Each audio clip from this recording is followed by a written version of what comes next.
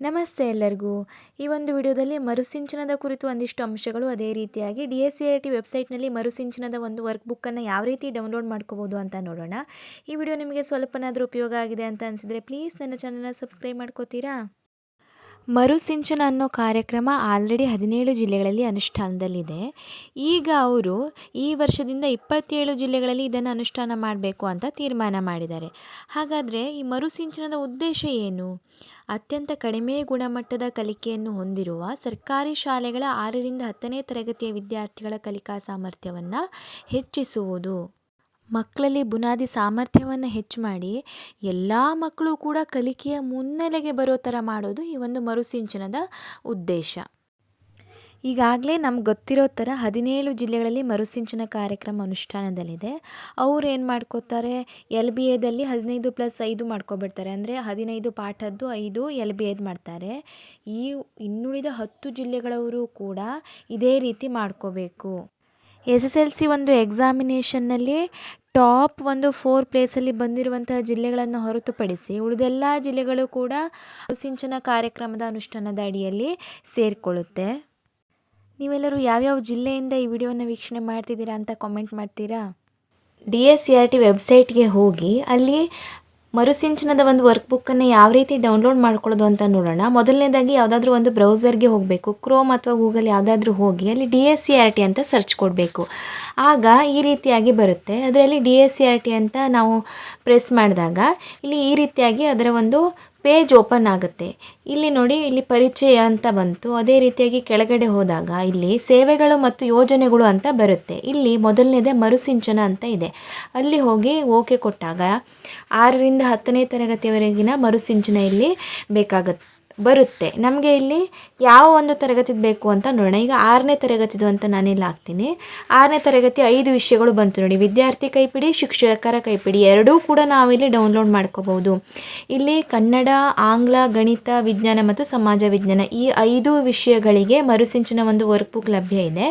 ವಿದ್ಯಾರ್ಥಿ ಕೈಪಿಡಿ ಮತ್ತು ಶಿಕ್ಷಕರ ಕೈಪಿಡಿ ಎರಡೂ ಕೂಡ ಇಲ್ಲಿ ಲಭ್ಯ ಇರುತ್ತೆ. ನಾನಿವಾಗ ಶಿಕ್ಷಕರ ಕೈಪಿಡಿ ವಿಜ್ಞಾನ ಅಂತ ನೋಡ್ತೀನಿ, 6ನೇ ತರಗತಿದು. ಇಲ್ಲಿ ನೋಡಿ, ಈ ಥರ ಓಪನ್ ಆಯಿತು. ಇದು 6ನೇ ತರಗತಿಯ ಶಿಕ್ಷಕರ ಕೈಪಿಡಿ ವಿಜ್ಞಾನ, ಮರುಸಿಂಚನ ಶಿಕ್ಷಕರ ಕೈಪಿಡಿ. ಇಲ್ಲಿ ಮರುಸಿಂಚನ ಕಾರ್ಯಕ್ರಮದ ಪರಿಚಯ, ಅದೇ ರೀತಿಯಾಗಿ ಮರುಸಿಂಚನದ ಹಂತಗಳು ಯಾವ್ಯಾವುದು ಅಂತ ಕೊಟ್ಟಿದ್ದಾರೆ ನೋಡಿ. ಬುನಾದಿ ಹಂತ, ಬೆಂಬಲಿತ ಕಲಿಕೆ ಹಂತ, ಕ್ರೋಢೀಕರಣ ಹಂತ. ಈಗ ಲಾಸ್ಟ್ ಇಯರು ನೈದಾನಿಕ ಮೌಲ್ಯಮಾಪನ ಮತ್ತು ಸಾಫಲ್ಯ ಮೌಲ್ಯಮಾಪನ ಅಂತ ಮಾಡ್ಕೋತಿದ್ವಿ. ಈ ವರ್ಷದಿಂದ LBA ಇರೋದ್ರಿಂದ FA SA ಅದನ್ನೇ ಪರಿಗಣಿಸಿ ನೈದಾನಿಕ ಮೌಲ್ಯಮಾಪನ ಮತ್ತು ಸಾಫಲ್ಯ ಮೌಲ್ಯಮಾಪನವನ್ನು 2 ಹಂತಗಳನ್ನು ತೆಗೆಯೋದರ ಕುರಿತು ಇವತ್ತಿನ ಒಂದು ಲೈವ್ ಪ್ರೋಗ್ರಾಮ್ನಲ್ಲಿ ವಿಷಯವನ್ನು ತಿಳಿಸಿದ್ದಾರೆ. ಅದೇ ರೀತಿಯಾಗಿ ಮರುಸಿಂಚನ ಕಾರ್ಯಕ್ರಮದ ಸಂಪನ್ಮೂಲಗಳನ್ನು ಕೊಟ್ಟರು. ಇಲ್ಲಿ ಈ ಒಂದು ಮರುಸಿಂಚನ ಕಾರ್ಯಕ್ರಮದ ಮುಖ್ಯ ಉದ್ದೇಶ ಏನು, ಟೀಚರ್ಸ್ಗೆ ಯಾಕೆ ಈ ಕೈಪಿಡಿ ಕೊಡಬೇಕಿತ್ತು? ಇಲ್ಲಿ ನೋಡಿ, ನಾವು ಪಾಠವನ್ನು ಮಾಡ್ತಾ ಹೋಗ್ತೀವಿ. ನಾವು ಏನು ಮಾಡ್ತೀವಿ ಅಂದರೆ ಆ ಪಾಠದಲ್ಲಿರುವಂಥ ಕಂಟೆಂಟನ್ನು ಮಕ್ಕಳಿಗೆ ಅರ್ಥ ಮಾಡಿಸೋದಕ್ಕೆ ಹೆಚ್ಚು ಒತ್ತನ್ನು ಕೊಡ್ತೀವಿ. ಈ ಒಂದು ಮರುಸಿಂಚನದ ಉದ್ದೇಶ ಏನಪ್ಪ ಅಂದರೆ ನಾವು ಕಲಿಕಾ ಫಲ ಆಧಾರಿತದಕ್ಕೆ ಹೆಚ್ಚು ಇಂಪಾರ್ಟೆನ್ಸಾಗಿ ಕೊಡಬೇಕು. ಒಂದು ಪಾಠ ತಗೊಂಡ್ರೆ ಆ ಪಾಠದಲ್ಲಿ ಯಾವ ಕಲಿಕಾ ಫಲ ಇದೆ, ನಾವು ಕಂಟೆಂಟ್ಗಿಂತ ಕಲಿಕಾ ಫಲಕ್ಕೆ ಹೆಚ್ಚು ಒತ್ತನ್ನು ಕೊಟ್ಟು ಪಾಠ ಮಾಡಬೇಕು. ಉದಾಹರಣೆ ನೋಡಿ, ಇವಾಗ ನಾನು ಸಮತೋಲಿತ ಆಹಾರ ಅನ್ನೋದನ್ನು ನೋಡೋಣ. ಇಲ್ಲಿ ಬೆಂಬಲಿತ ಕಲಿಕೆ ಹಂತದಲ್ಲಿ ಅವಧಿ 3 ಸಮತೋಲಿತ ಆಹಾರ ಅಂತ ಇದೆ. ಇಲ್ಲಿ ನಾವು ಈ ಒಂದು ಬೆಂಬಲಿತ ಕಲಿಕೆಯ ಹಂತವನ್ನು ಅಥವಾ ಈ ಒಂದು ಅಂಶವನ್ನು ನಾವು 6ನೇ ತರಗತಿಯ ಮನದುಂಬಿದ ಊಟ ಸ್ವಸ್ಥ ಶರೀರಕ್ಕೆ ಒಂದು ಸೋಪಾನ ಈ ಒಂದು ಪಾಠದಕ್ಕೆ ಸಮನ್ವಯಗೊಳಿಸ್ಕೋಬಹುದು ಅಂತ ಕೊಟ್ಟಿದ್ದಾರೆ. ಸರಿ, ಈ ಒಂದು ಕಲಿಕಾ ಫಲ ಏನಿದೆ ಇಲ್ಲಿ ವಿದ್ಯಾರ್ಥಿಗಳ ಆಹಾರದ ಪೋಷಕಾಂಶಗಳನ್ನು ಮತ್ತು ಅವುಗಳ ಕಾರ್ಯವನ್ನು ವಿವರಿಸುವರು. ಅಂದರೆ ಈ ಒಂದು ಅಂಶವನ್ನು ಮಕ್ಕಳಿಗೆ ಕಲಿಸಾದ್ಮೇಲೆ ಅವರು ಏನು ಮಾಡಬೇಕು, ಆಹಾರದಲ್ಲಿರುವ ಪೋಷಕಾಂಶಗಳು ಮತ್ತು ಆ ಪೋಷಕಾಂಶಗಳ ಕಾರ್ಯಗಳು ಏನೇನು ಅನ್ನೋದನ್ನು ವಿವರಿಸಬೇಕು. ಅಂದರೆ ನಾವು ಈ ರೀತಿಯಾಗಿ ಕಲಿಕಾ ಫಲಕ್ಕೆ ಹೆಚ್ಚು ಒತ್ತನ್ನು ನೀಡಬೇಕು ಅನ್ನೋದು ಈ ಒಂದು ಮರುಸಿಂಚನದ ಉದ್ದೇಶ. ಇವತ್ತಿನ ಒಂದು ಲೈವ್ ಪ್ರೋಗ್ರಾಮ್ನಲ್ಲಿ ತಿಳಿಸಿರೋ ಹಾಗೆ ವಿದ್ಯಾರ್ಥಿ ಕೈಪಿಡಿ ಏನಿದೆ ಅದು ಯಾವ ಒಂದು ವಿದ್ಯಾರ್ಥಿಗಳ ಅವಶ್ಯಕತೆ ಇದೆ ಅದನ್ನು ಪೂರೈಕೆ ಮಾಡ್ತಾರೆ. ಶಿಕ್ಷಕರ ಕೈಪಿಡಿಯನ್ನು ಶಿಕ್ಷಕರು ವೆಬ್ಸೈಟ್ ಮೂಲಕ ಡೌನ್ಲೋಡ್ ಮಾಡ್ಕೊಳ್ಳೋ ಥರ ಹೇಳೋದು ಅಂತ ಹೇಳ್ತಿದ್ರು. ಇದರ ಕುರಿತು ಸ್ಪಷ್ಟವಾದ ಒಂದು ಆದೇಶ ಇವತ್ತು ಅಥವಾ ಸೋಮವಾರದ ಒಳಗಡೆ ಬರುತ್ತೆ ಅಂತ ಹೇಳಿದ್ದಾರೆ.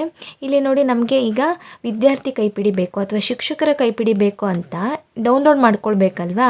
ಅದಕ್ಕೆ ಇಲ್ಲಿ ಮೇಲ್ಗಡೆ ಬಲಗಡೆ 3 ಟಿಕ್ ಪಾಯಿಂಟ್ಸ್ ಇದೆಲ್ಲ, ಅಲ್ಲಿ ನಾವು ಪ್ರೆಸ್ ಮಾಡಿದಾಗ ಇಲ್ಲಿ ಒಂದು ಡೌನ್ಲೋಡ್ ಏರೋ ಮಾರ್ಕ್ ಬರುತ್ತೆ. ಅದನ್ನು ನಾವು ಮಾಡಬೇಕು. ಅಂದರೆ ಈಗ ನಾನು ಇಲ್ಲಿ 6ನೇ ತರಗತಿ ಕನ್ನಡ ಶಿಕ್ಷಕರ ಕೈಪಿಡಿ ಅಂತ ಕೊಡ್ತೀನಿ.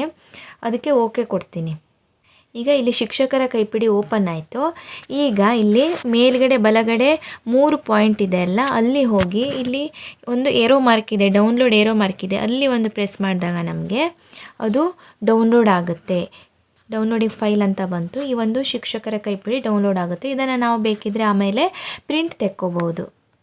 ಶಿಕ್ಷಕರ ಕೈಪಿಡಿ ಮತ್ತು ವಿದ್ಯಾರ್ಥಿ ಕೈಪಿಡಿ ಎರಡನ್ನೂ ನಾವು ಅಬ್ಸರ್ವ್ ಮಾಡಿದಾಗ ಎರಡರಲ್ಲೂ ಕೂಡ ಅವರು ಮೊದಲನೇದಾಗಿ ಚಟುವಟಿಕೆ ಹಾಳೆ ಅಂತ ತಗೊಂಡು ಮೊದಲನೇದಾಗಿ ಕಲಿಕಾ ಫಲವನ್ನು ಕೊಟ್ಟಿದ್ದಾರೆ. ಅಂದರೆ ಇಲ್ಲಿ ಕಲಿಕಾ ಫಲಕ್ಕೆ ಹೆಚ್ಚು ಒತ್ತನ್ನು ಕೊಡಲಾಗ್ತಾ ಇದೆ. ಇದೆಲ್ಲ ಏನಕ್ಕಪ್ಪ ಅಂದರೆ 2017ನೇ ಇಸ್ವಿಯಿಂದ 2025ನೇ ಇಸ್ವಿವರೆಗೆ ಏನು ಪರಾಕ್ ಸಮೀಕ್ಷೆಗಳು, ನ್ಯಾಸ್ ಸಮೀಕ್ಷೆಗಳು ಆಯ್ತಲ್ಲ, ಆಗ ಒಂದು ನಮ್ಮ ರಾಜ್ಯ ಫಸ್ಟ್ ಸ್ಥಾನದಲ್ಲಿತ್ತು 2015, 2017ರಲ್ಲಿ. ಆಮೇಲೆ ಬರ್ತಾ ಆ ಒಂದು ಸಮೀಕ್ಷೆಯಲ್ಲಿ ನಮ್ಮ ರಾಜ್ಯದ ಒಂದು ಸ್ಥಾನ ಕೆಳಗಡೆ ಬರ್ತಾ ಹೋಯಿತು. ಇದು ಏನಕ್ಕಪ್ಪ ಅಂತ ಎಲ್ಲ ಸಮೀಕ್ಷೆ ಮಾಡಿದಾಗ ಇಲ್ಲಿ ಮಕ್ಕಳಲ್ಲಿ ಕಲಿಕಾ ಫಲದ ಒಂದು ಕೊರತೆ ಕಾಣಿಸ್ತಾ ಇದೆ. ಹಾಗಾಗಿ ಸಮೀಕ್ಷೆಗಳಲ್ಲಿ ನಮ್ಮ ಒಂದು ಸ್ಥಾನ ಕುಸಿತಾ ಇದೆ ಅಂತ ತಿಳಿದುಕೊಂಡ್ರು. ಹಾಗಾಗಿ ಇಲ್ಲಿ ಕಂಟೆಂಟ್ಗಿಂತ ಕಲಿಕಾ ಫಲಕ್ಕೆ ಹೆಚ್ಚು ಒತ್ತನ್ನು ನೀಡಬೇಕು. ಅದಕ್ಕಾಗಿ ಯಾವ ರೀತಿ ಒಂದು ಚಟುವಟಿಕೆ ಮಾಡಿಕೊಂಡು ಮಕ್ಕಳಲ್ಲಿ ಆ ಕಲಿಕಾ ಫಲವನ್ನು ಸಾಧಿಸ್ಬೋದು ಅಂತ ಈ ಒಂದು ವರ್ಕ್ ಬುಕ್ಕನ್ನು ರೆಡಿ ಮಾಡಿದ್ದಾರೆ. ಇವತ್ತಿನ ಒಂದು ಮಾಹಿತಿಯ ಪ್ರಕಾರ ಹಾಗಿದ್ರೆ LBA ಒಂದು ಘಟಕ ಪರೀಕ್ಷೆಗೆ ನಾವೇನು ಮಾಡಬೇಕಾಯ್ತು, 27 ಜಿಲ್ಲೆಯವರು ಕೂಡ 6ರಿಂದ 10ನೇ ತರಗತಿಯ ಮಕ್ಕಳಿಗೆ 15+5 ಅಂತ ಡಿವೈಡ್ ಮಾಡ್ಕೋಬೇಕಾಯ್ತು. 15 ಪಾಠಕ್ಕೆ ಸಂಬಂಧಿಸಿರೋದು, 5 ಮರುಸಿಂಚನಕ್ಕೆ ಸಂಬಂಧಿಸಿರೋದು ಅಂತ ಈ ರೀತಿಯಾಗಿ ನಾವು ಡಿವೈಡ್ ಮಾಡಿಕೊಂಡು LBA ಪ್ರಶ್ನೆ ಪತ್ರಿಕೆಗಳನ್ನು ರಚನೆ ಮಾಡಿಕೊಳ್ಳೋಣ.